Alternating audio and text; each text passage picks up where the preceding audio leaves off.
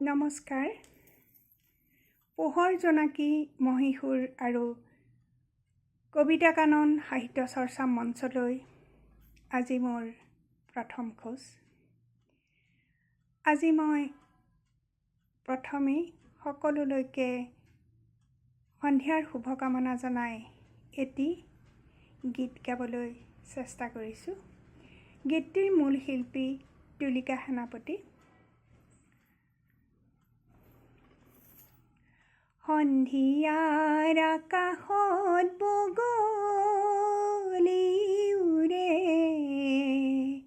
আইৰে ঘৰলৈ মনতে পৰে। সন্ধিয়াৰ আকাশত বগলী উৰে, আইৰে ঘৰলৈ মনতে পৰে। বাহৰে আগতে ৰদালি দোলে, কত কি কথা মোৰ মনতে খেলে।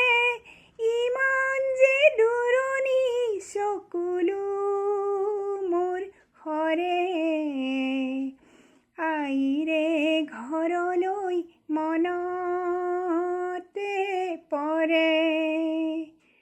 সন্ধিয়াৰ আকাশত বগলী উৰে, আইৰে ঘৰলৈ মনতে পৰে।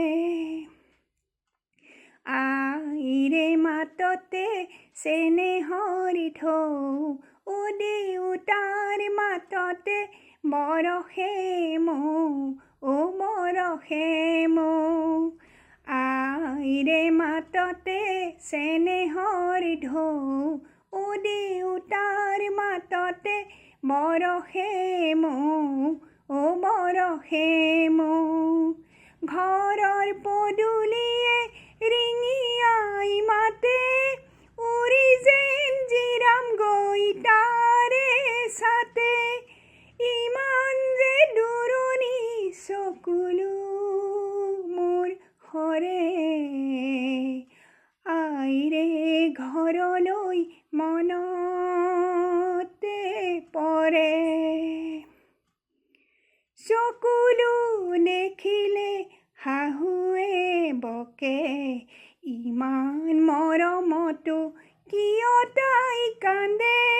সোণৰ সজাতো চৰায়ে বিনাই, মুকলি আকাশে মনকে কপাই। লৰালিৰ দিনবোৰ জিলমিল কৰে, আইৰে ঘৰলৈ মনতে পৰে। সন্ধিয়াৰ আকাশত বগলী উৰে, আইৰে ঘৰলৈ